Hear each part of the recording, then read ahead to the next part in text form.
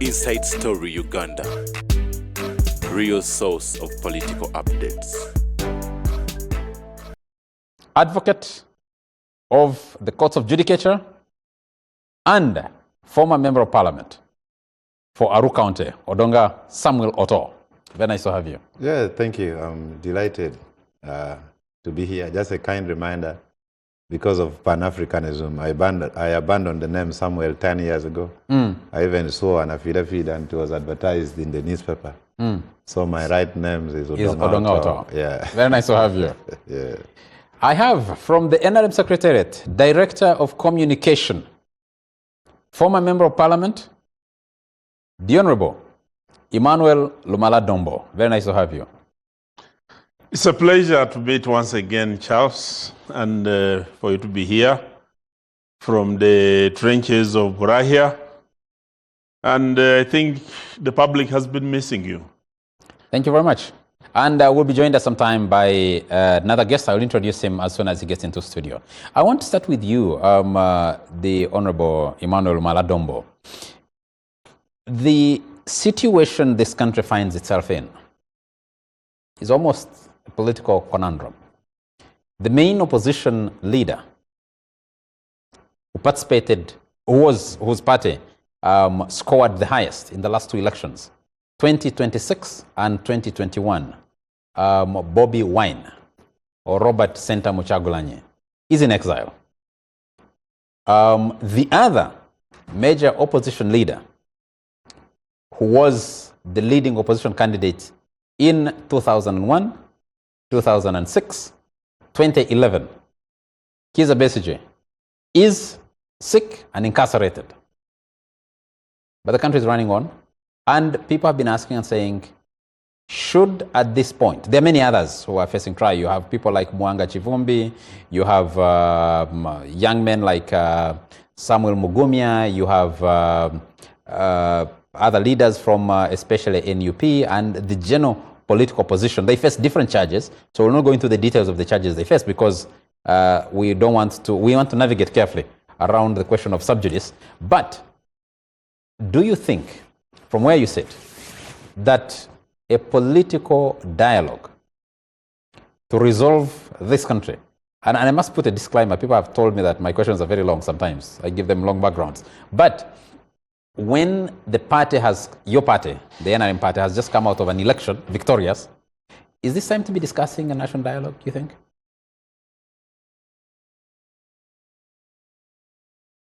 Charles, I've been in politics for some time.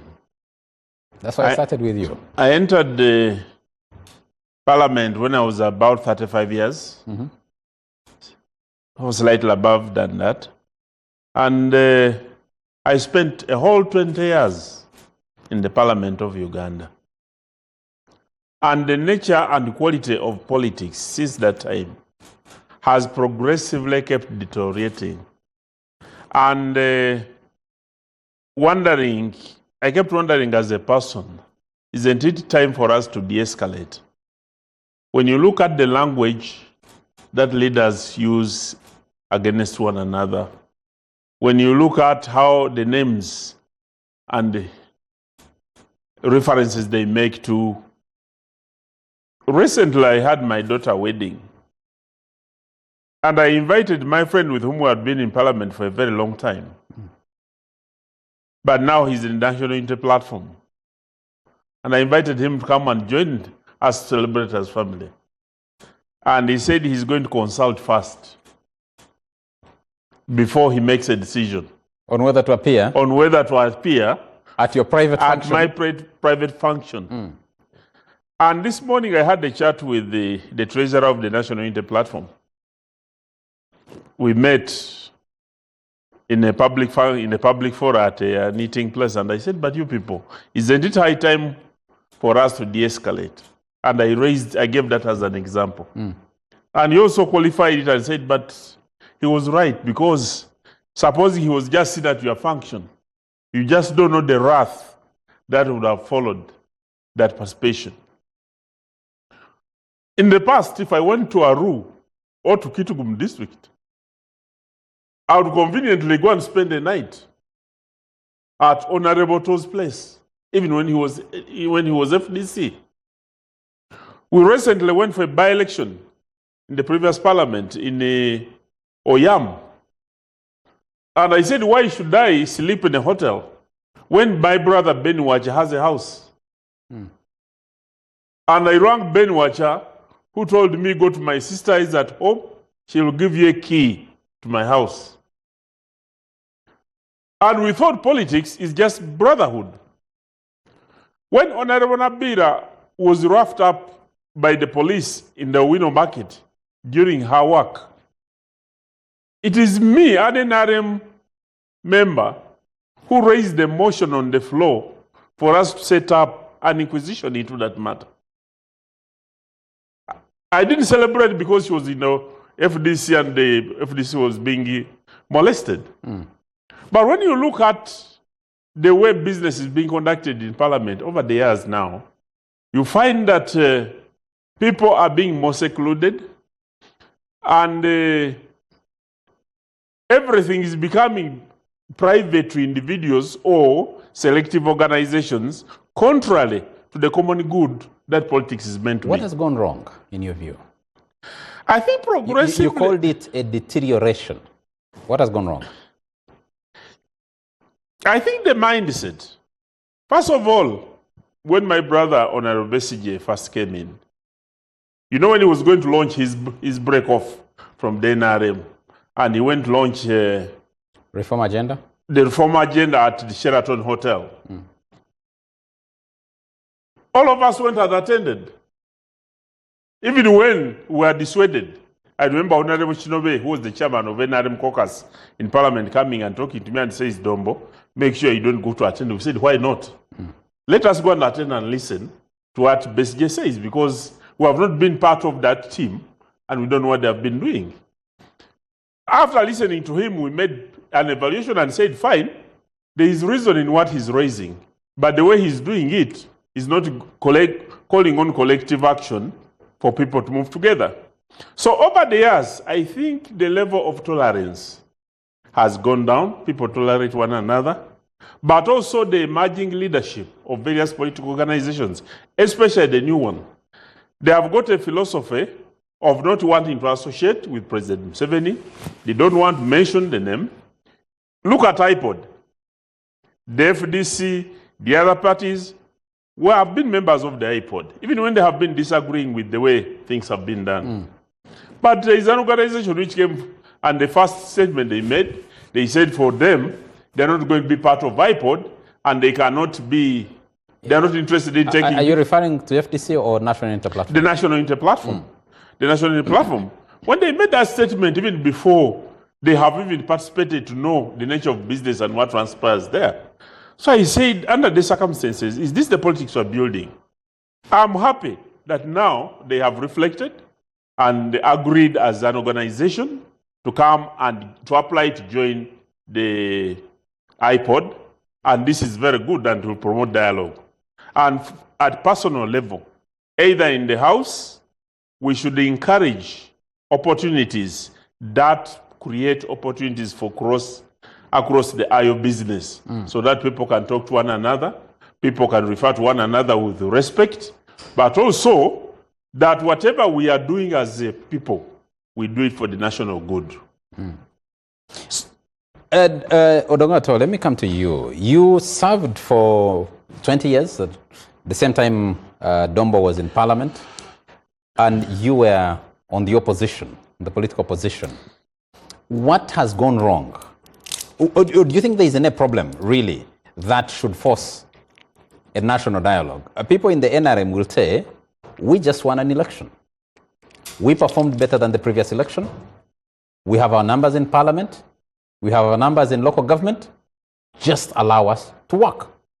Others are saying, wait a minute, let's have a dialogue. In a political contestation, you'd imagine the winner, give them 5 years, go back into the race.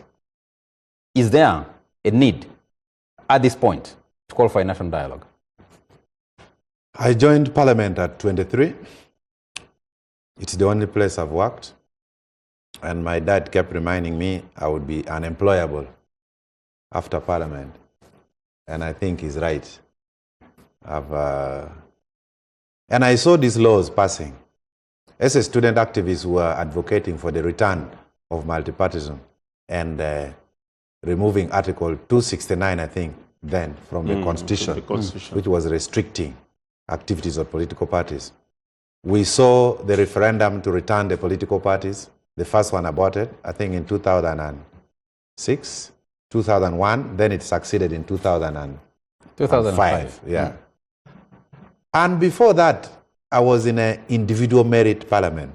We used to be with, there was the freedom among MPs.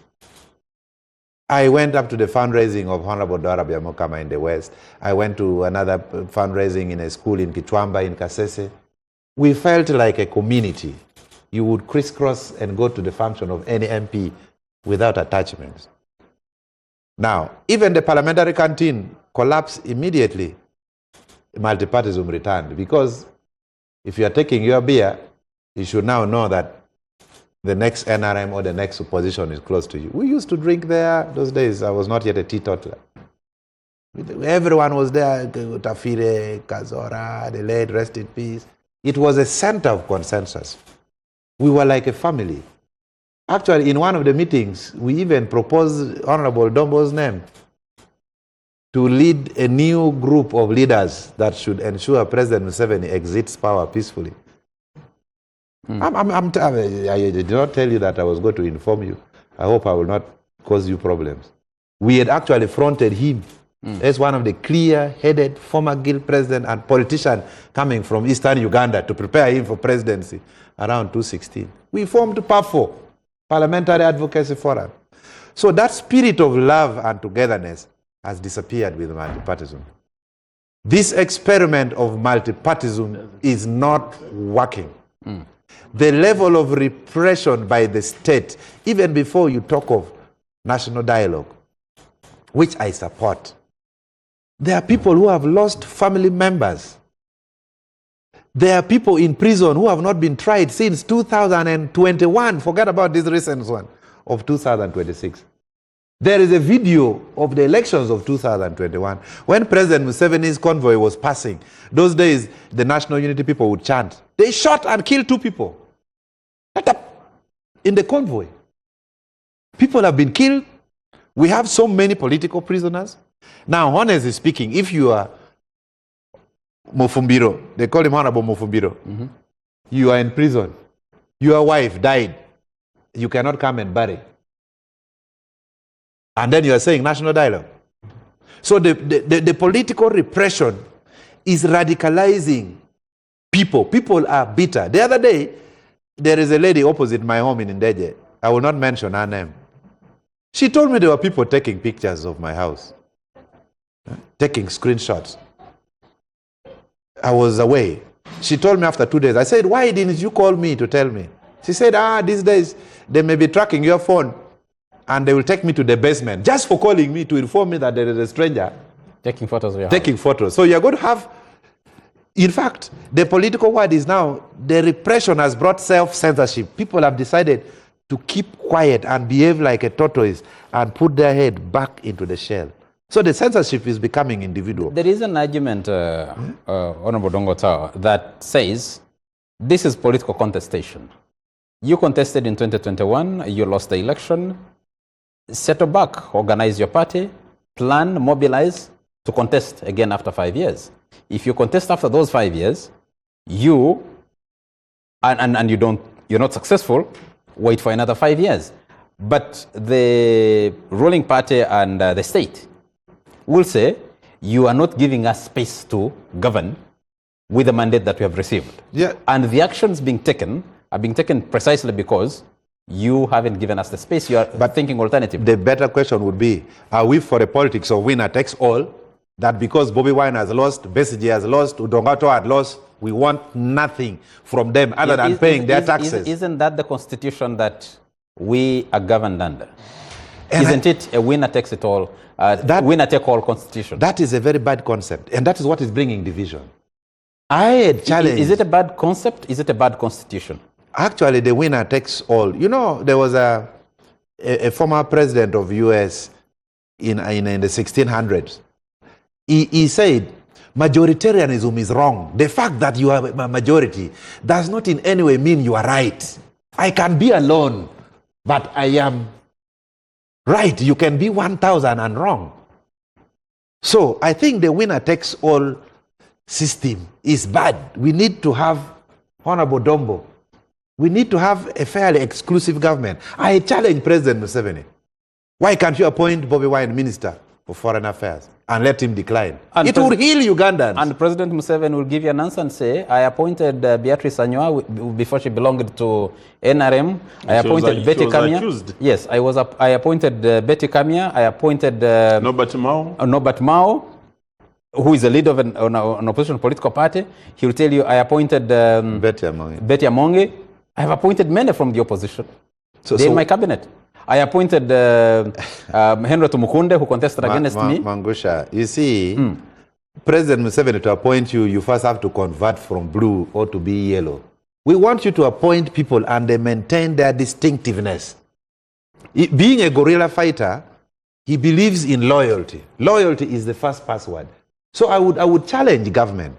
This is the time that you even need, like Yusuf Sibambi, Bobby Wine, you need to crisscross and get opposition figures. Mwiru Paul, I would not have a problem with. Do you really believe that Bobby Wine would accept an appointment into M7 government after losing to him in the last election and the previous one?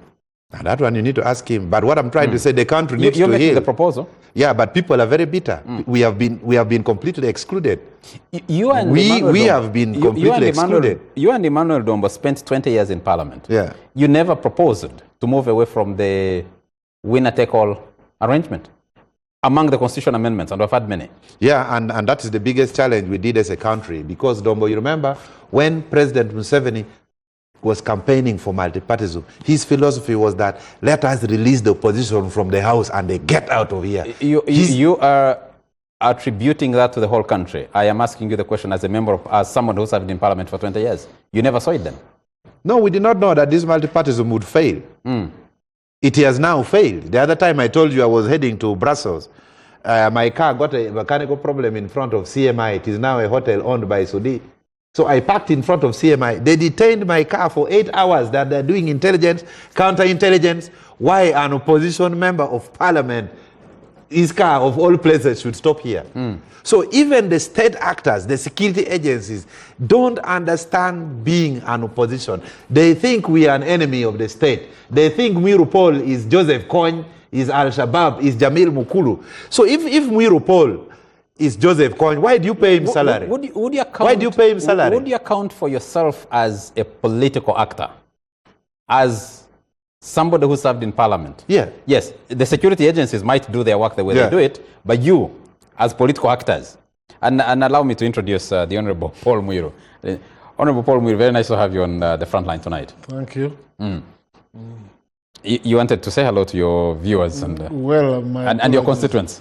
My apologies, I'm just returning from Masaka, where the Thanksgiving of Honorable Javila, Luvoa Sevina, and the jam held me up. But I'm glad to be here. Very nice. With my colleagues, Honorable Dongauto and Honorable Emmanuel Domba. I have something special with Honorable Dongauto. Yes. We share the history, yes. Okay. Okay, we'll come back to that. Honorable Dongauto, I do not have security people here. They can account for whatever they do. Whether it is in the protection of the state or the protection of the government in power or the administration in power. That's a different discussion. I am asking you, as political actors, you said you entered Parliament at 23. You left Parliament at 43? Yeah. 43. 20 years later. You need to be able to account for that time and say, I was able to see, as a young man, that this is the direction we're going, and these are the measures I took to try and make sure we don't end up in deterioration. No. And I would challenge Honorable Emmanuel Dombo the same. You said there's been a deterioration, and that deterioration has been under your watch. Perfect. When you are an active, but even before Dombo comes in, I think we all thought when multi-parties come and we give political parties funding, they would have rallies and would compete for power. But the moment the multipartyism came, it was not a multipartyism of inclusion. It was a multipartyism of exclusion. That's why you see people being beaten in public rallies. So the multipartyism is not working. This is a problem for all of us, Uganda. It is not opposition. It is not Museveni. It is not Bobby Wine. The multipartyism we entered in is fake. It kills people. It incarcerates people. So we need to start thinking. Maybe I would even propose that we need a referendum to go back to the movement system, individual merit system. It's not working. Patrick. All right, gentlemen, I'm afraid we'll have to switch and go to that other discussion in the fight against corruption. We'll come back to the discussion about the national dialogue. The Honorable Balam Barugahara, we're able to get him out of his engagements in Pakwach. He's been doing Baraza's huge rally that has had. Honorable Balam Barugahara, do we have you online now? I'm online, I can hear you, Mami. Yes, I can see you, sir. Thank you for joining us from Pakwach. How's been your day running today? Pakwach today, we were able to Hello? connect people. We were able in Pakwach. Steve, do you have him now?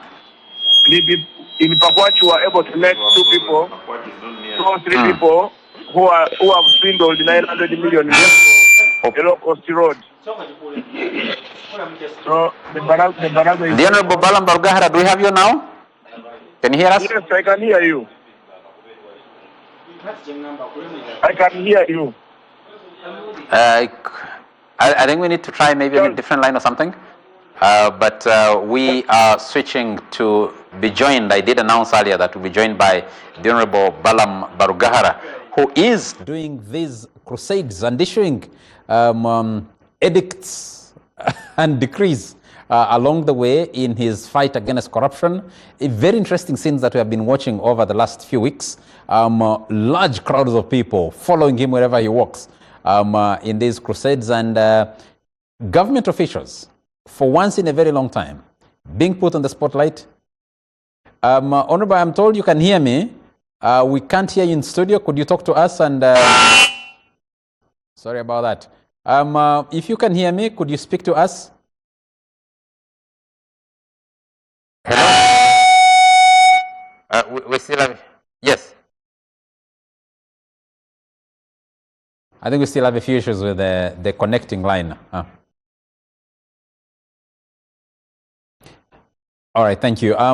We will be trying to get back to the Honorable Balam Barugahara. And gentlemen, I'm going to request that for a moment, let's discuss this crusade against corruption. It will tie back into the need for national dialogue, because if service delivery is under strain, and that strain is being caused by corruption, and corruption is supervised by political actors, we will have to switch back to it and get to that discussion and find a meeting point of these issues. But Honorable Paul Muiro, let me come back to you quickly before we get into the discussion on corruption.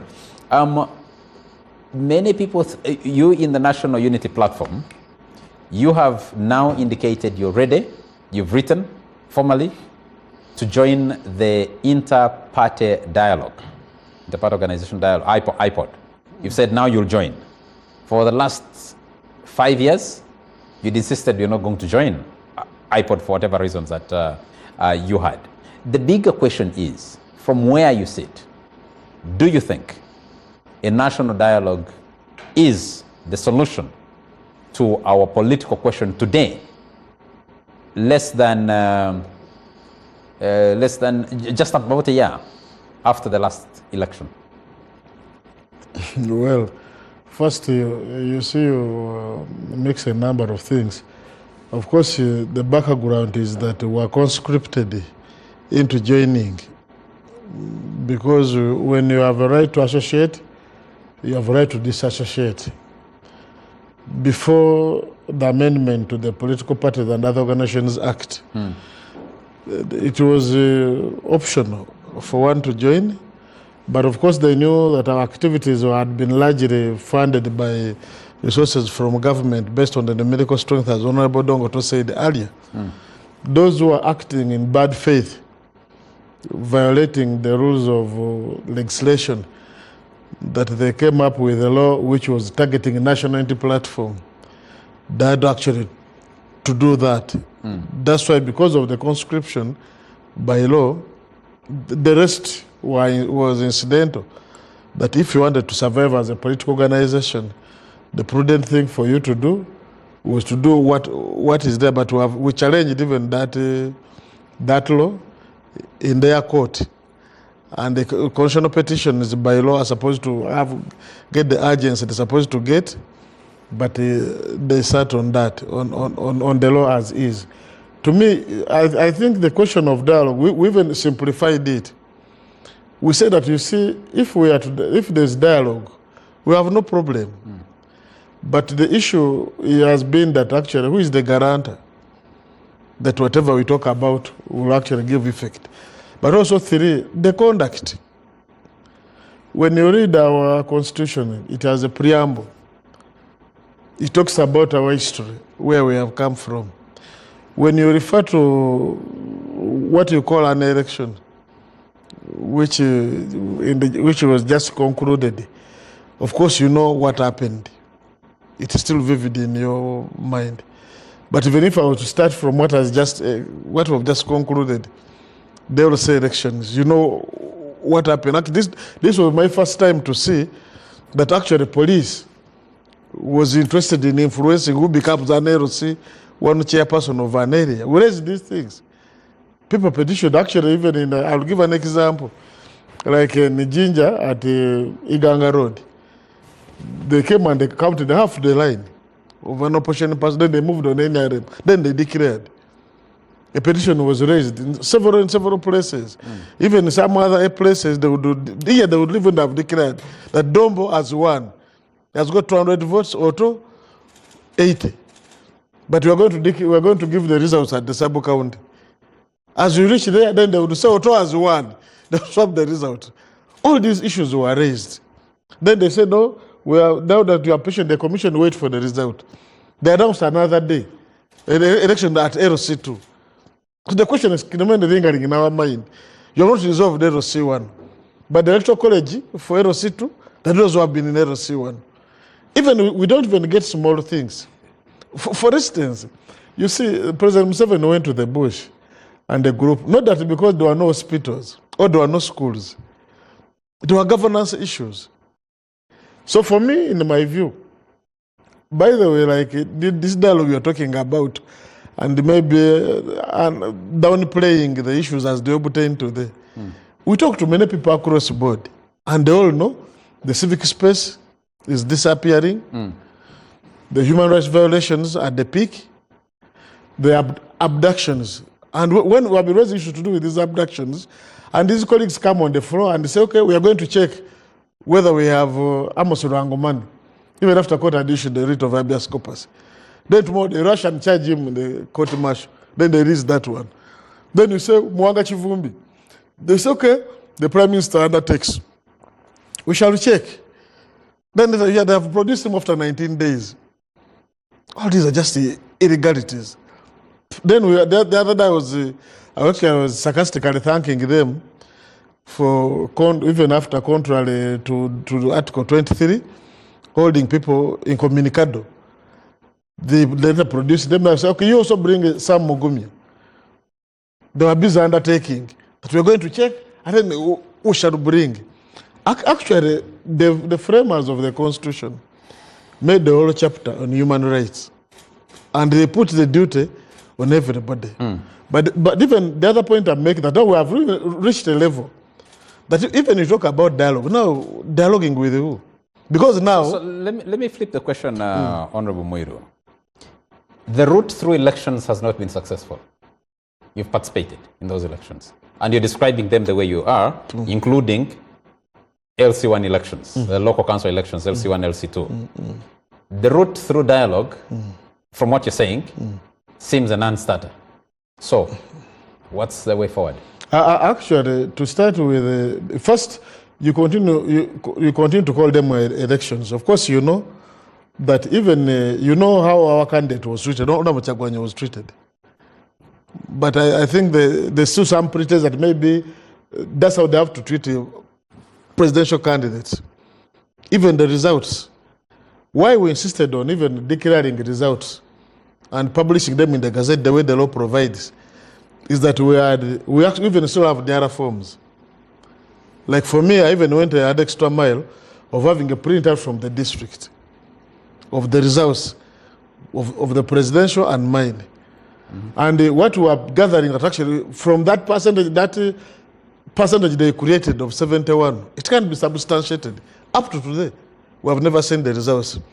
But the lists are still very comfortable to say, there was an election. Someone was declared with 71%. If you won, it is fine. Bring out the result. Now I want to show you that to us, that doesn't pass the test of the election. Then too, when you talk about dialogue now, everybody actually... Honorable Muiro, I'm sorry I have to disrupt you because we have Balam back. We've been trying to link with him and the connection has been poor. The Honorable Balam Barugahara, do we now have you with us? Thank you for joining us from Pakwach. Thank you everyone. Thank you to the panelists. Good evening. Good evening. I'm told that you're still holding your barazas up to now. Are they still running?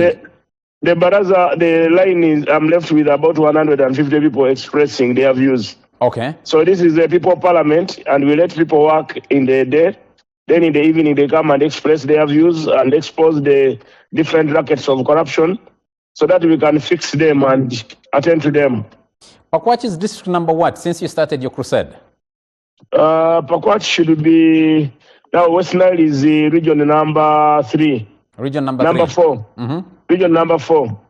We started in Bugisu, where we went to Bulambuli, we went to Namisindwa, we went to Mbale City and Mbale district, where close to 40 civil servants were interdicted and taken to court. Out of 40, 26 DPP sanctioned their files, so they are in court, at anti-corruption court.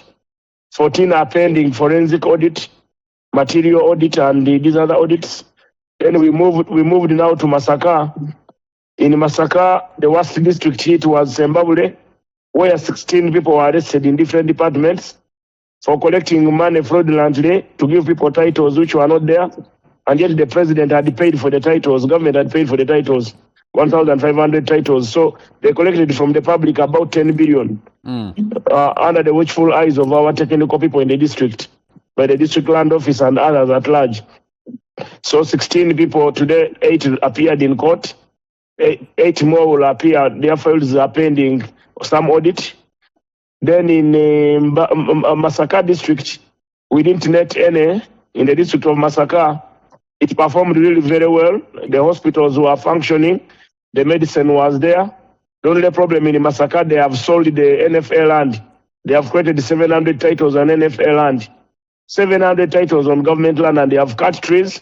Instead of, they have removed our indigenous tree, planting now pine. So when I called the Honorable Tafire, he wasn't aware. So now those people who made the titles and the people whose titles were made, the president will issue a directive to have those titles cancelled in the next in the coming days. So Masaka performed generally well. Masaka City, there were issues of land where government land has been sold, and the few instances of corruption where Chairman LC1 stole money, keeps collecting money from people to benefit from PDM, and another case where a hospital in Nyendo Mukungwe, where drugs were not even a single drop of drug was found, and yet they had just supplied them drugs the previous week. And Masaka Hospital, where they extort money, whoever goes there for labor, they don't allow now people to push their kids. They tell them you need an operation. So generally, out of 10, 9 go for cesarean, implying they want money, the doctors want money. So now that is under investigation with Minister of Health. Then in Zimbabwe, from everybody, apart from the cow, is the only one surviving. The rest, all of them have issues. One the DHO sold the equipment of a private clinic and took it to another clinic in a neighboring district. He was arrested and given bond, not taken to court, given bond. So all that impunity must stop.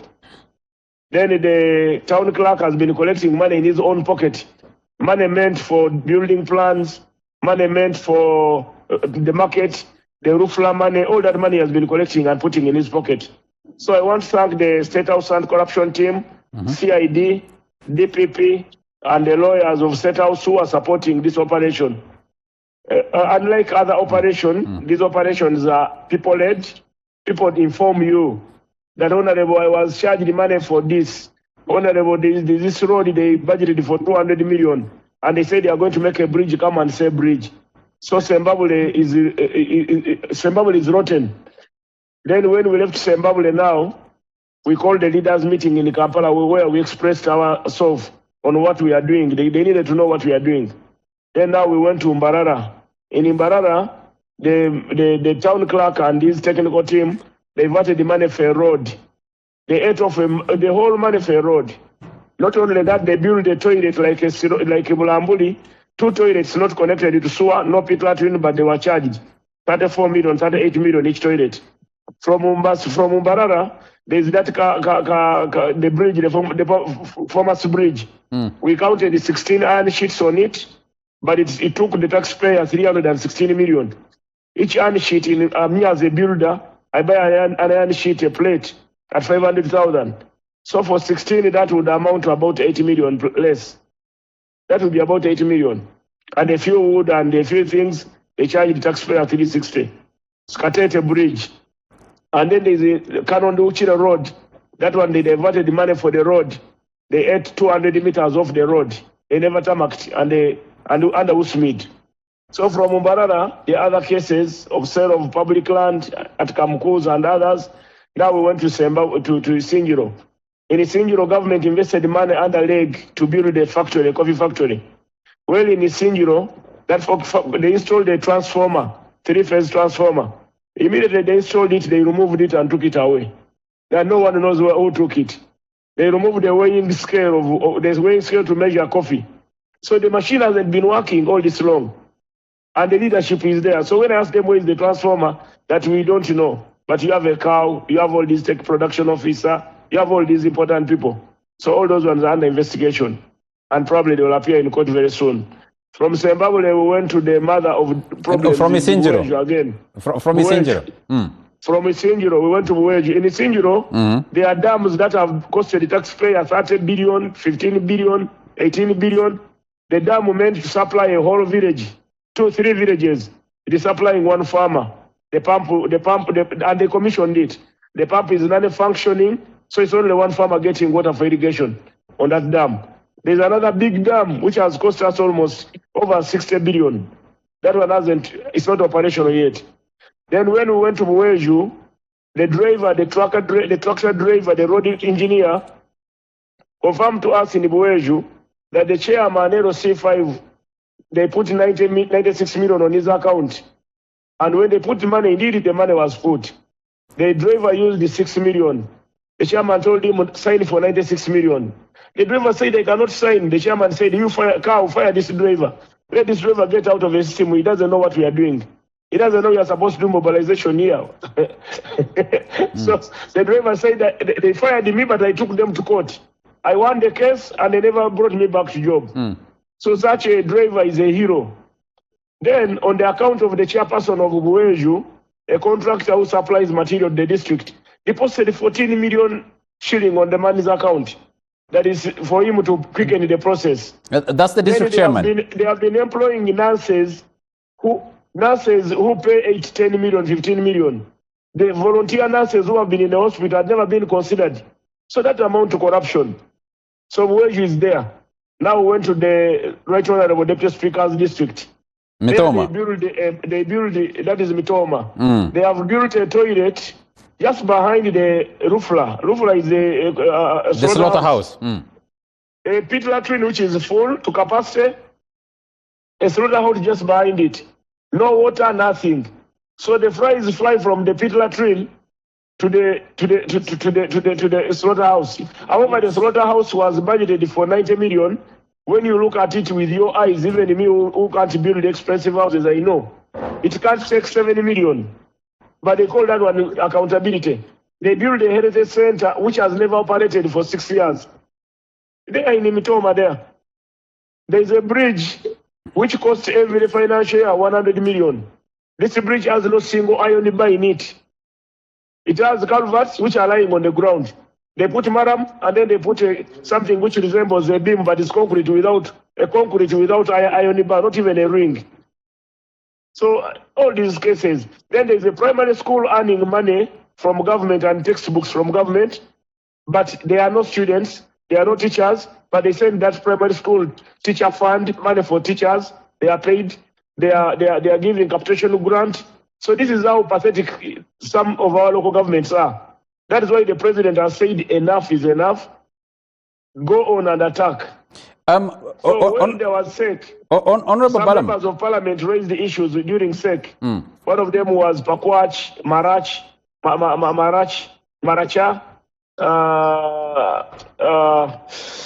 somewhere there, Queen, Budaka. There were like 6 districts raising issues on PDM. But when you come for PDM, you get other dangers, you get other problems. So this fight is not my fight. It's not General Moses' fight. It's not President Museveni's fight. It is a fight for all Ugandans who want service delivery in hospitals. In Mbale, by the way, before I forget, they will sue Heritage Center 4, which is the main Heritage Center of Mbale district, the main hospital of Mbale district. They posted there 18 workers. Out of 18 workers, 17 were posted at the hospital on the same day. The same day they were given a bond to go and study. So they have not worked in a hospital for 2 years, but they are earning full salary to the main hospital. Now, if you're still in the main hospital and you put ghost health workers, what about the other grade 3 hospitals? In another health center on Nabumali on top of the hill there, we found a health center where the gatekeeper is the one administering, is the one putting candle on the patient, putting a drip on the patient, the gatekeeper, a compounding slasher. So this is how pathetic these things are. So this fight is for all Ugandans. All Ugandans join the fight. It is not my fight. It's not Museveni's fight. It's not Moses' fight. Neither is it Salim Saleh's fight. It is for all Ugandans who want sanity in Uganda. Thank you. Honorable Barugahara, I have in studio Honorable Dongaoto, I have Emmanuel Dombo, and I have Paul Muiru. My question to you, yes, my question to you is your campaign sustainable?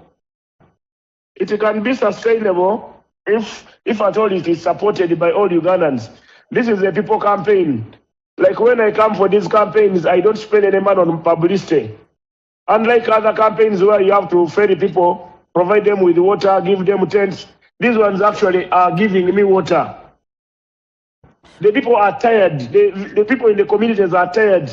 I hear you when you talk about people in the community being tired. But many people have also been questioning. Government has a lot of agencies that investigate corruption. Where is Balam Barugahara, as Minister for Local Government, getting his information? Are you relying on the Auditor General's report? Are you relying on... You see, the most important thing, I've told you this is a people-led campaign. But I started in my beginning, I told you let's give credit to State House Anti-Corruption Agents, to CID, to DPP, and to the different reports, the internal auditors, the external auditors of the different districts, and to the staffs of the district who are providing us with this information. Within the system of every district, there are people who are dissatisfied. For instance, if there is a health center like Busui in Mbale, you are supposed to be 14 workers. Out of 14, 7 are never there for 2 years. But they are signing for them that they are working every day. And salary is going to them. The 7 who are working day and night. Isn't that overstretching? So will they keep quiet? No, they will not. So the information we are using is people-led. The campaign is people-led. And the campaign can be sustainable as long as the people are interested in having it cleared. If they are not interested in having it cleared, it will end. Honorable Minister, many people have been watching this crusade, saying and listening to you here, declaring that somebody stole money, a bridge wasn't done on the right, with the right amount of money. They're saying Balam Barugahara has become the investigator, the prosecutor, and the judge. What do you say to that? Charles Mwangwia, I move with the Minister of Works experts on my team. The Honorable Fred Biamkama assigned me 4 road engineers. There's 1 material auditor, there's a lab tech, and there are 2 engineers who are specialists in this. And wherever we go, they test. They even take soils to how we were able to nab the Mbale cases, the road cases in Mbala, Namisindwa, and Bulambuli. They took samples at 5 different points on the road, took them to a lab in Mbala and a lab at Makerere and a lab at Ministry of Works in Chireka. They tested and confirmed this has never been maram, this is ready soil, good for growing beans. So is that stealing or misappropriation? There is a presumption of innocence in this country. No, it's under okay. the Constitution. That is why when you see, Mwangusha, when I find a problem, I'll tell you this is not right. And I will tell State House and Corruption, the investigating agents, DPP, please carry on. Maybe you may need to get some more information from him. The rest is up to them. I don't have a cell in my car. Let me just ask you. I move with a very small car. I don't have any police cell with me. And I don't have a court. One quick question, and then we'll take a break. And I request you to kindly stay on the line. One quick question. No, but I have a rally. People on the rally. Honestly, okay, let me just put this question to you before we allow you to go back to your rally. People say, or there is an argument that corruption in this country appears to be systematic. That what you're dealing with are what a judge has previously called small fish, that you're leaving the big fish stuck up in the hierarchy of government, up to cabinet level where you sit. The most important thing, Charles Mwanguya, I'm a minister of local government. The only, out of 83 million shilling, I'm in charge 83 trillion. My ministry is in charge of only 11 trillion, or less. However, as a minister of local government, I'm supposed to clean the local government where the poor live most. So I will focus on cleaning my department, then others can also clean their departments. So this is a concerted effort. Honorable, both is cleaning parliament. Let every minister clean his department as I clean the village where I was allocated. Honorable Paul Muir is actually offering you help here. He says, you're actually in charge of only 6 trillion because 5 trillion is a recurrent expenditure. Yeah, you see, no, in charge of 6? Yeah, he's in charge of 6, but out of 6, 5 is recurrent. In charge of 740 billion for development. Out of that, the money that may be reaching local government now is less than 2 or 3. Correct. It's 740. Okay. Yeah, there is an argument also that we've seen this before. We saw this with the State House Health Monitoring Unit of Dr. Diana Twine before she became permanent secretary at the Ministry of Health. We saw it with Colonel Edith Nakalema when the State House Anti-Corruption Unit had just been established. How will the Balam Barugahara, Minister for Local Government, and Justin Namere, Minister of State, campaign? Fair The most important thing, what we need to do, all of you, I want to work closely with the local government public accounts committee. I want to work closely with all the people who in anti-corruption. We can work together and solve what we can. We may not solve everything. Just like Honorable Muir has informed you, what I control is too minimal. But if all ministers do their job, if all people come out and do their job, if everyone comes out and say enough is enough, I think we can control the stealing by 50%. But as of now, Honorable Dongo talk and give you how much, Auditor General's report, how much was stolen last financial year. Honorable Muir, you could be having that information. 10 trillion. 10 trillion. But did you know you are giving local government, which has the population of Uganda, the biggest population, they are earning only 5, as you have mentioned. Imagine we got all that 10 trillion and added on the 5. Won't our local government have better roads? Won't our hospitals in local government have drugs? Won't our schools have enough teachers who are not ghost teachers? Won't we have enough classrooms? So it is a concerted effort. We should not let's not regularize corruption, that things can be as usual. Let me try my part, because I'm a tenant in that government. I'm not the founder of the government. I'm just a tenant. I'm given an assignment today, and tomorrow I can be removed, but I should be remembered that when I was a minister of local government, I went to Panyamur village, where people ate money for a road, and I was able to highlight it out that these people ate money for a road. I went to Panyamur Area Center 3 today. I shed my tears. They built a kitchen at 350 million. They don't have a theater. How do you build a chicken? Where you cook food from? 350 million. And you don't have a theater. You don't have a theater in a hospital. A hospital with over 30,000 people. In that Panyamul has over 30,000 people, residents. Let me go back to the question I put to you earlier. When you chicken. have a situation, an incident like that, is it a problem of the local government or does it go back up the chain? You see, local government has a hand because most of the projects are supervised by local government. But then there are central government projects like those dams I was mentioning. The dams I was mentioning, now this Panyamur Health Center was contracted by the central government, by Minister of Health. But the health center, the syringe fell on patients. The health center, they budgeted for solar, which doesn't exist. So I mean, all those ones involved in that saga, they must be held accountable and investigated and taken to court. It is a lot of things, but with time, people will come out patriotically. If there are many patriots, they will come out and support and do what we can.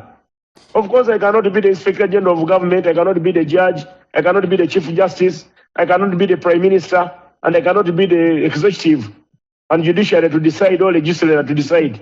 But let me do what I can. I will be remembered that lousy man tried what he could. Some of your critics saying you're being all those that you have just mentioned. But let me bring in this one quickly before we let you go. You have tickled some of your most ardent supporters the wrong way by putting a ban on bar opening to 3 p.m.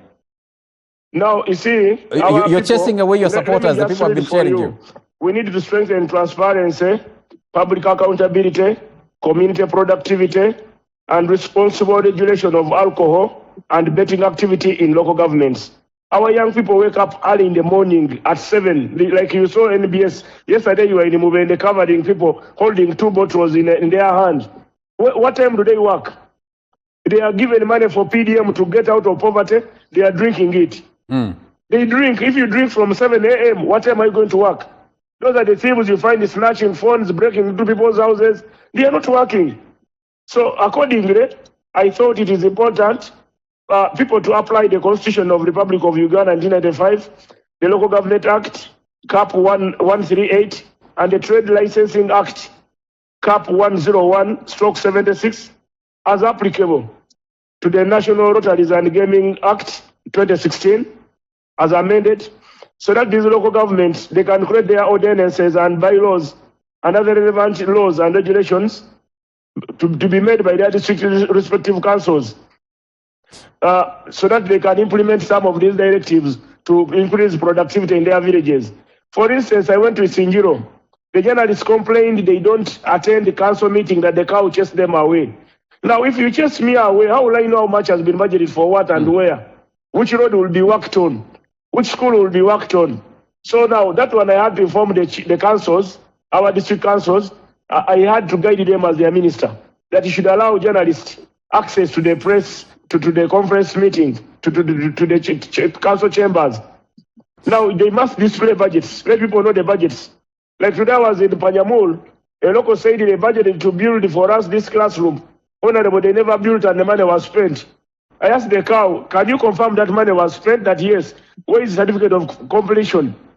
They brought the certificate of completion and the money was paid. What kind of thuggery is that?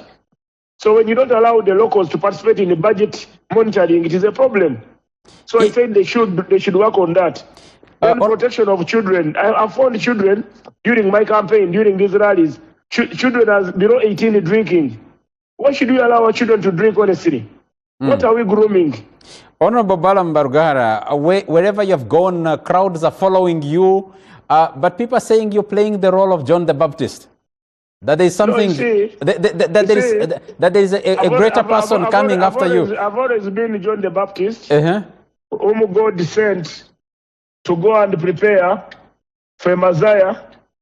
So probably you need to understand John the Baptist of the Bible. So John the Baptist played a very important role, making Jesus' role work. So who is the Messiah coming after? The Baptist for a good cause. Who is the Messiah coming after you? So you see, there is the forerunner is Jesus Christ. He prepared for the way for the coming of the Messiah.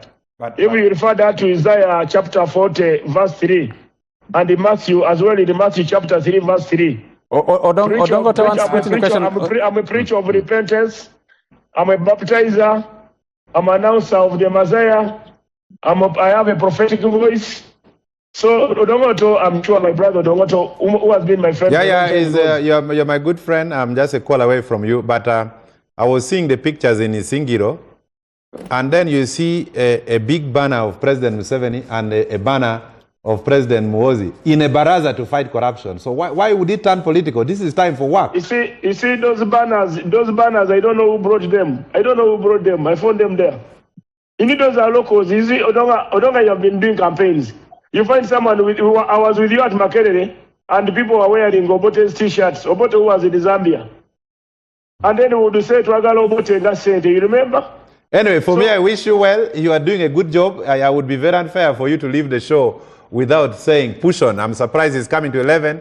You are still working, and I wish you good health. Thank you very much, my brother.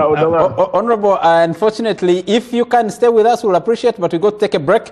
I was in Kyagulanyi, and a priest said you should expand. People to air out their views. Decrees and edicts, and his sweeping activities across the country in the fight, in this crusade against corruption.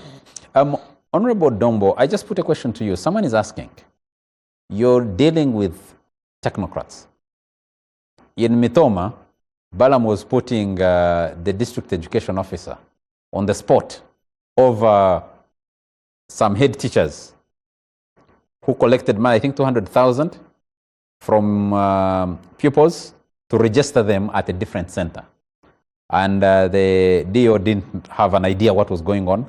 He seemed to be reading from some dossier, which only him was privy to. But someone is questioning and saying, where are you leaving the political leaders? Because these technocrats are not doing this alone. Patrick, Charles, when you look at what is happening during the Balaam tours, and you see it is now 11 p.m., and you see the nature of rallies that the population are willing to come without being provided any incentives. But when their only hope is that perhaps somebody is going to save them from the corrupt officials, it shows you that there is something that is not going on properly in this nature of governance that we are providing in Uganda. Because almost at every level, at village level, we have a chairperson. At sub-county level, we have a sub-county chairperson and a Gombola chief. We even have parish chiefs. At the district level, we have elected leaders. And President Museveni has repeatedly said that the reason he left, he was not excited about chiefs. He knew that the people are going to elect their leaders, who are going to represent them. But how is all this happening when we have elected leaders in those respective areas and they either don't know what is happening or they are part of the conspiracy that is taking place? This is something that must be inquired into. Really, do the elections matter? In those elections, where you go to members of parliament, they shout and say, elect me. Where you get chairpersons LC5, and the only thing they are going to do is to sell the jobs. That is going to happen. In answering that question, I'll give an example of what happened in Butaleja. In my district, government posted an assistant RDC called Nambiro. Nambiro comes to Butaleja and he inquires into how the fees were being levied in primary schools. Him having been a primary teacher. And he went and got statistics and the circulars from government, from UNEB and the Ministry of Education, what government is paying for, and he goes to interrogate the district leaders and the teachers why they were collecting money from the pupils when the government had already paid for the same fees to UNEB. The district council convened and they made a resolution that this man should be transferred. And indeed, he was transferred. I tried to come to the president's office to talk to Mr. Kakande.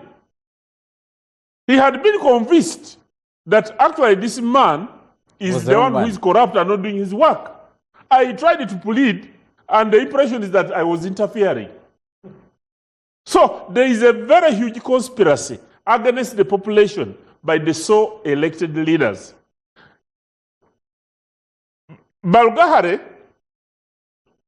the politicians' role and access to money is very limited. It's like the ministries. Where would the minister sign for money? You have seen in Parliament, we have the Speaker and we have other technical leaders in Parliament. But the technical leaders have been charged in course of law. But for the Speaker, they are still making an inquisition. Because the Speaker is not a signatory. He is not anywhere involved in money directly. Unless there is a specific accusation where somebody will say politician has done such and such a thing. Like in Mitoma, where somebody was accused of depositing money on his account, then there would be evidence. Because that is very important. I think he was talking about, I think that is in Zimbabwe. What's Zimbabwe? There must be evidence, because politicians naturally, it is eyes on and hands off, because you're not directly involved in signing the money. Honorable Dombo, there's been an argument that the push for political office through elections and the desire to keep political office is what has led to all this compromise. Forget the chiefs who are technical. Think that you rely on elected leaders, and the elected leaders are looking at the next election, so they will never mind about, they will facilitate, actually. Not only that, corruption. In many districts and many areas, you'll find the technical officers facilitating the election of the next leaders.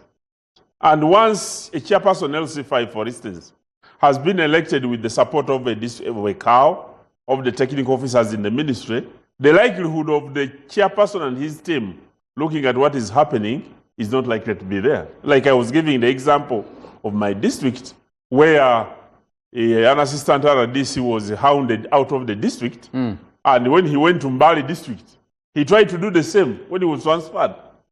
The entire leadership of Mbali region ganged against this young man when he raised the issues of corruption in schools. There is a possibility that some of these areas, the elected leaders themselves, are either compromised or are continuous beneficiaries of the corruption that is taking place in the respective areas. So as a country, we need to reflect our type of politics. Is it serving the purpose which it is intended?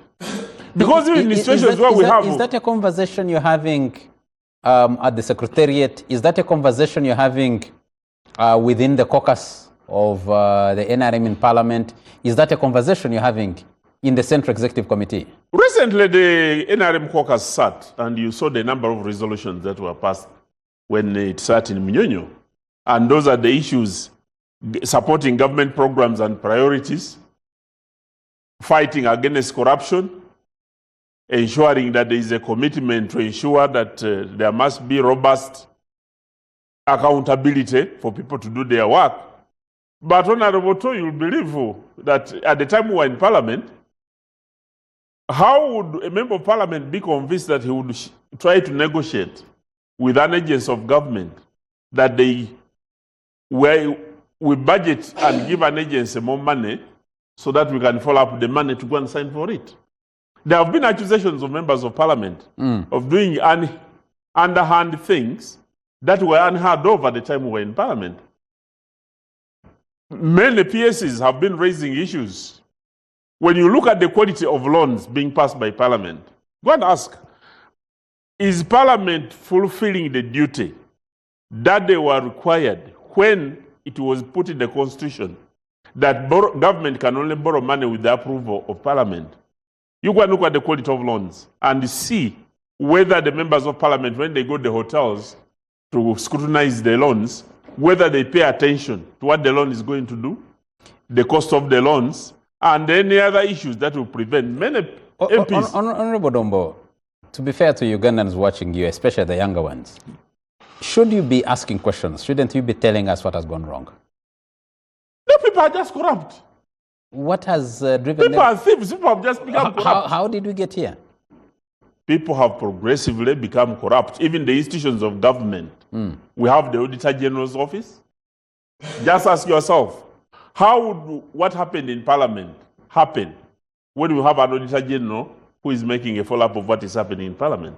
Let me move Because this. there was a collapse. There is malaise in all the institutions of government, including the anti-corruption agencies themselves that are supposed to fight against corruption. Thank you. Let me bring this to Odonga Oto as we move. Let me first take a message from Bahati Fred, who's watching us. He says, thank you so much. I strongly support my brother Balam. I'm writing a proposal to the President and to the Speaker of Parliament to amend the law in relation to academic qualifications from Chairman LC1, LC2, LC3, Councillor at the sub-county, Councillors to LC5, to the district. Chairman to Parliament should be bachelor's degree, and the starting salary for LC1 should be 500,000.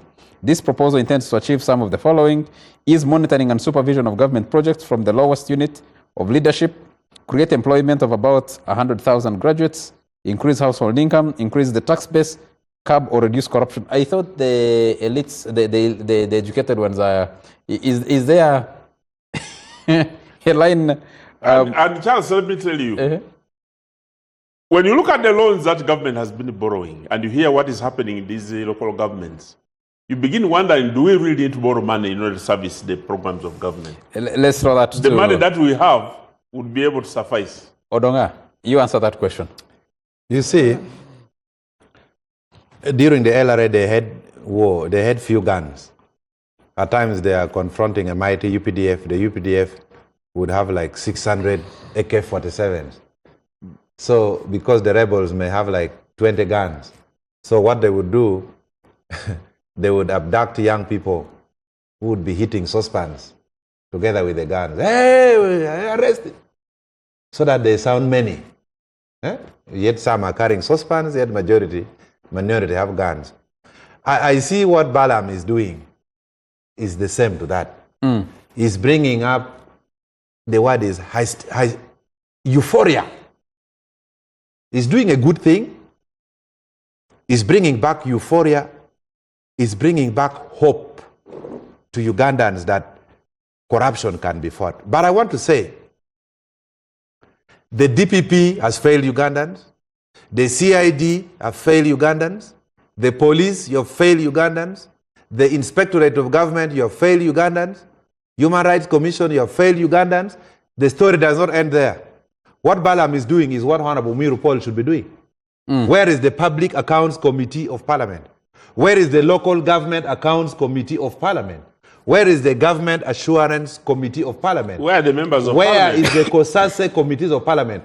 What Balaam is doing is what the British designed Ugandan to do. That is why all the accountability committees are left to the opposition members of Parliament, so that you squeeze government and show that government is rotten. Now, if you hear the speech of Honorable Balaam Ateni, now you may think he's the leader of opposition in Parliament. Everything is absolutely rotten. Now, what Balaam is doing is just making money for the CID and police, because his approach is very rowdy. Arrest this one, record a statement. The moment he leaves, they will start saying, how much can you give? The same detective, the same investigators, the same IGG, they will say, what is the charge on this man? 200 million. Let him first bring 50 if he wants bail. I saw him order cancellation of bond, police bond on someone. It's just, it's just bringing business for those state actors. So what I think, this decentralization has decentralized corruption. We need to revisit the whole philosophy of decentralization. Absolutely. Because, ask yourself, we have made you to have your government in Pade. You elect your LC5. You elect the LC, The Service Commission. the District Service Commission. You have the PAC. You have the Local Government Accounts Committee in the local council. But there is still theft. For example, my home district, Pade. The former chairman, LC5, bought a TV screen, 18-inch. It is at 17 million. The TV I can even buy at 800,000. Now, when Balaam was going to Pade, they organized to welcome him. 18 inch or 8?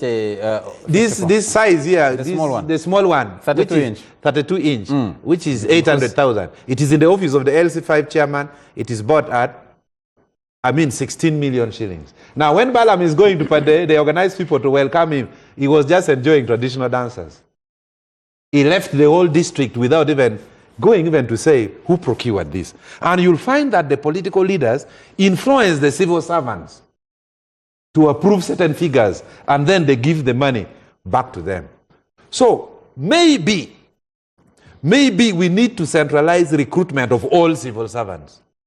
We may have to abandon the idea of local staffs, because some local governments, for example, one in Lira, it is only relative, friends, and in-law. That get Strictly, recruited. you don't give 5 million shillings, you don't get the job. So people are recruiting only their relatives. So the whole local government needs to be revisited. We may have to get back to parliament. We need to centralize recruitment of all civil servants at local government level, and then we transfer them.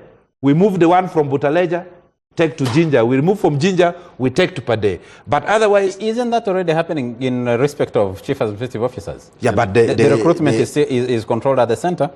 Actually, I am very happy when the Ministry of Local Government issued directive that they will be procuring everything from the center, including stationaries and pens, because the level of corruption down there is... Wouldn't you decentralize corruption then? Or is that assuming that corruption is only limited to the local governments? But as of now... What is talking about the 740 billion, but we're not looking at the corruption at the 60-something billion. Because if you also interrogate it, trillion. You raise the argument. Local government is only responsible for 6 trillion. Out of that 6 trillion, 5 trillion is recurrent expenditure. Salaries and allowances. 740 billion. Development budget. 740 billion. 740 billion. You see, Balaam is just a workaholic. But this is just local government. We don't have to touch all other ministries. Ministry of Foreign Affairs. We have a whole ambassador who attempted to sell government property. We have an ambassador in Europe, I don't want to mention the country, who picks allowances that is going, because Uganda government is poor. So you appoint one ambassador, they give 10 countries. So he picks allowances that is leaving Canada, going to Sweden and Norway, and then the driver drops him to the airport. Then immediately, the driver comes back with the Ugandan flag to the embassy. Then he leaves the airport, he does not take the flight and comes and sleeps in a lodge. While he has the allowance in the pocket. Jumps into a taxi. Yeah, he jumps in a taxi.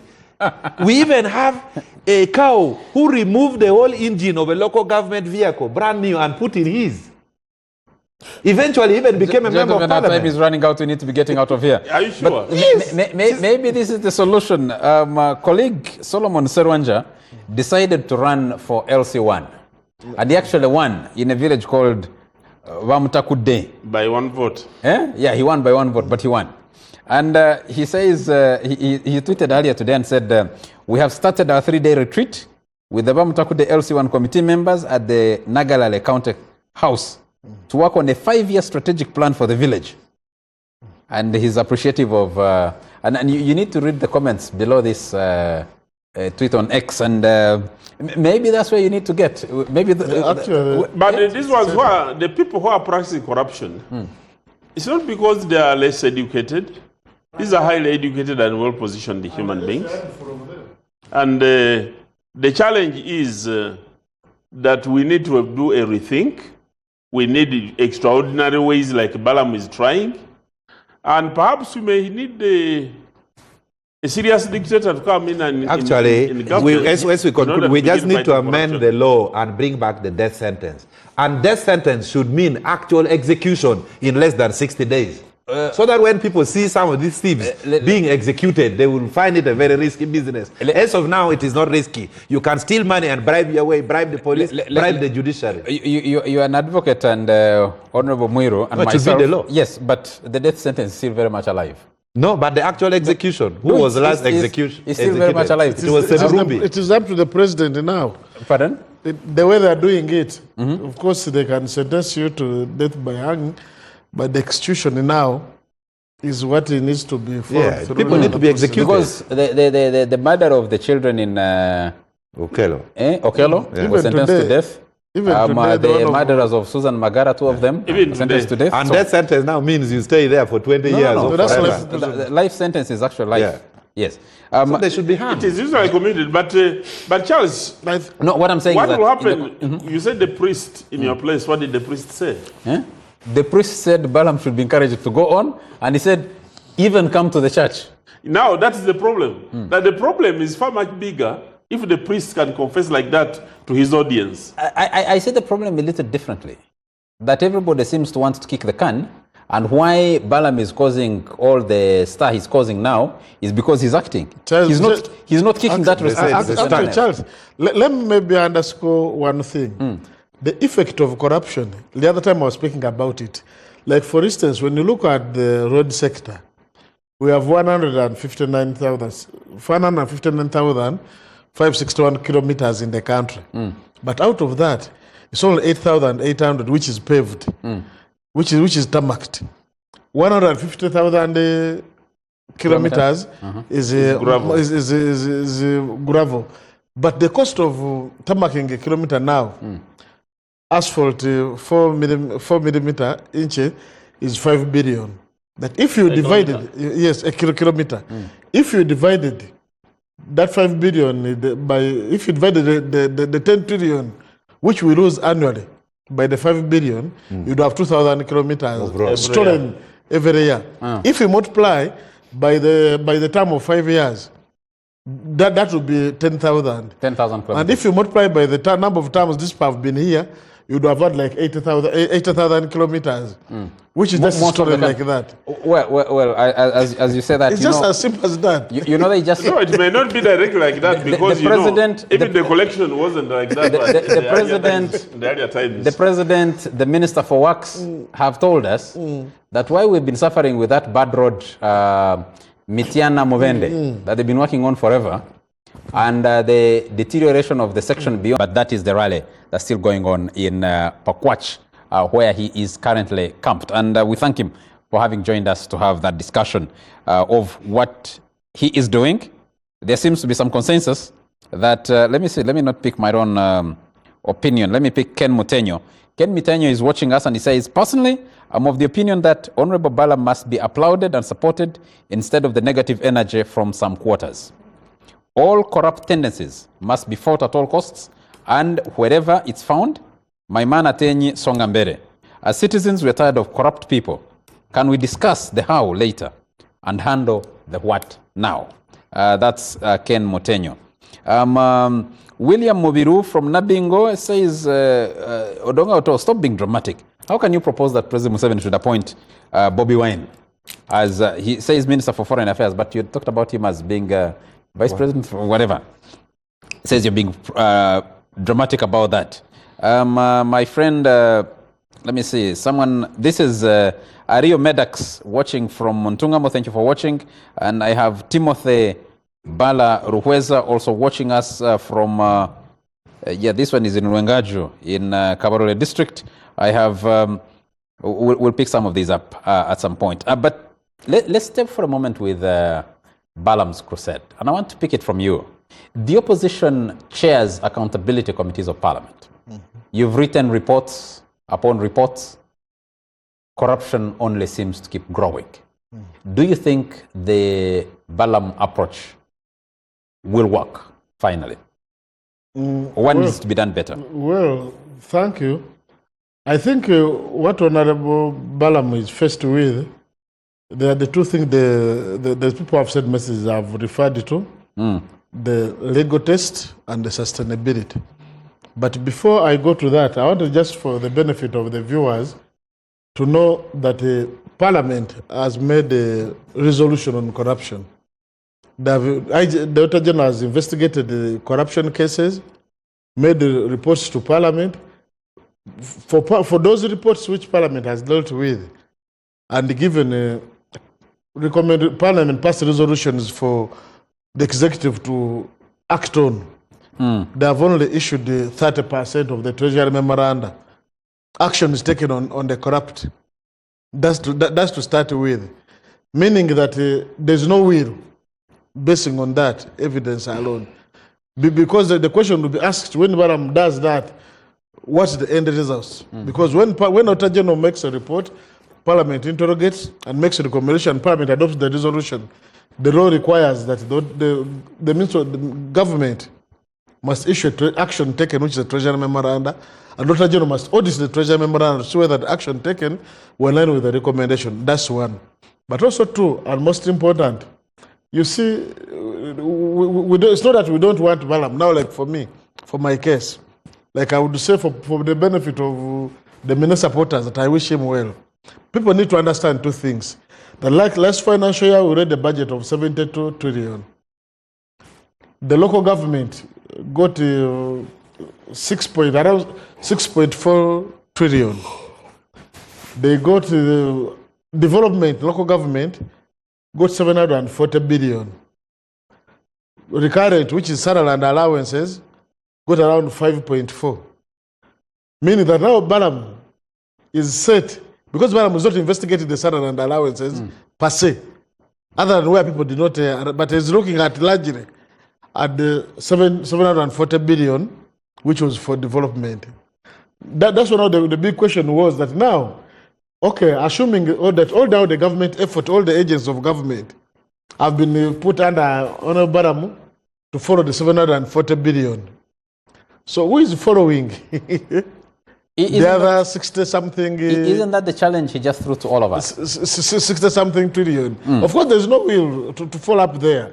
Because the Auditor General, because the point we are trying to make, that, okay, maybe the way Baram is operating, is it the time to review the law? Because why would the corrupt be actually protected when they're doing all those type of things? The nature of the law, maybe the discussion must actually start. Because you see the sustainability of what we are saying, like I saw Honorable Baram trying to do a value for money audit. Saying this toilet, when I look at it, I've looked at the BOQ, it's 90. From my assessment as Engineer Baram, I'm giving this. Where is the balance? You understand? Of course, you see, like in a government project, maybe what you don't know, that at every point, those big projects, the government projects normally have consultants. And those consultants issue certificates. Isn't it that bureaucratic approach to dealing with corruption? What people have called that the Auditor General, what he does is post-mortem. The money has already gone, recovery becomes a problem because it's a post-mortem. Yeah, it's coming after. And what Balam is doing is... also post-mortem, because also following... Actually, you see, we used to have the pre-audits versus post-audits, like when money is going to be spent. Of course, they tend to say they're going through the system to show that there is no problem. But when it comes to the actual work being done, Dr. Jen has been doing the value for money audits, try to look and find out what someone is doing. But you see, why to some extent, what Balam is doing, what we have been fighting for. When we were in the 9th and 10th Parliament, I kept on raising my voice over the market, the central market. Then you see that they don't allow even an area MP to go and visit. They were saying, no, the contractor doesn't want anybody to enter the site. But people kept on telling us, these people have adjusted the size of the stalls from the BOQ. Two, they are building lesser floor on the central market. In Fort Porto, that's what happened. No, so, in Fort Porto, they are two... no, even me. Actually, I kept on... a complete floor I kept on raising it on the floor. Then was, but are you an engineer? People kept on questioning me. But at the end of the project, they added of the market lesser floor, and they were telling me the prices went up. What's your suggestion on how to deal with corruption? What are you saying should be done? Because everything you're talking about has been done, has been attempted. Yes. You have a multiplicity of agencies supposed to be fighting corruption. It's not... actually, to me, yes, it's not again, specific. people have been, out of my experience, what we need to deal with is maladministration. Because you realize that there are many agencies trying to fight corruption, but they are covering more the truth than how they would be revealing it. that alone also creates the problem. Because like what Mbalam has been telling you, you go somewhere, people have the information, but you have a PISO, a parish intelligence officer, you have a GISO, you have DISO, you have RISO, you have CISO, you have the structure is there. You have the economic monitoring. You have everything, meaning that once corruption was adopted as an ideology of NRM, you understand that if you die with corruption, then the system would collapse. So is the NRM that's in this why case? That's what the president said, that does not support lifestyle audit. Because at the end of the day, these people steal money. Are you suggesting, therefore, that through what Balam is doing, the NRM is abandoning its ideology? Actually, them is abandoning its ideology, because what Bono Balam is doing is actually evidence that actually the government is under free fall. Everything has collapsed. You understand? And as to whether, that's why I asked you that, okay, if what is doing is what is going to fight corruption and is fighting for the 740 billion, why don't we see this through every sector of government where you've seen the 7 billion is? You've seen it with Fred Byamukama. Yeah, Fred Byamukama, I want to give him credit because he has moved, he has put his foot down. So we want to see this all through the government. Actually, the difference between now the power, actually even now what Baram is doing and any other, the now Baram is a fully-fledged team now, which is moving with. Maybe what the president can do, he can appoint him IGG. Yes, society is empowered. We also create accountability in Uganda the way they have done. Actually, in other countries like Kenya now, they have merged the accountability sector. That's why you see, like if you go to South Africa, they call the public defender. When you go to Kenya, they say accountability Kenya. The entire sector has been merged, the mandate properly reviewed, and then we streamline. This is what we must do. Then the question of theft versus the law. I'm among those who think that the debate must start. Because you meet someone, there's nothing someone has done. For instance, we've been moving on these roads. You find the road, they said they paid the contractor 100%. So, but the man hasn't done the work. Then they said, but you see, the consultant issued a certificate. Then they question you, but are you an engineer? So, but the work is not done. I am on site. You understand? Then at the end of the day, after that, this man is innocent. You understand? Until he pleads or is proven guilty. So you need to follow the contractor procedure. is innocent. The one who issued him a certificate should be the one held accountable. Actually, they also at that point they also say, "But are you an engineer to know that the road wasn't properly done?" But I think for me, that's a discussion that happened 20 how many years ago during the Valley Dams of Karamoja. Yes. How many years ago? They say that you are standing on the Valley Dams.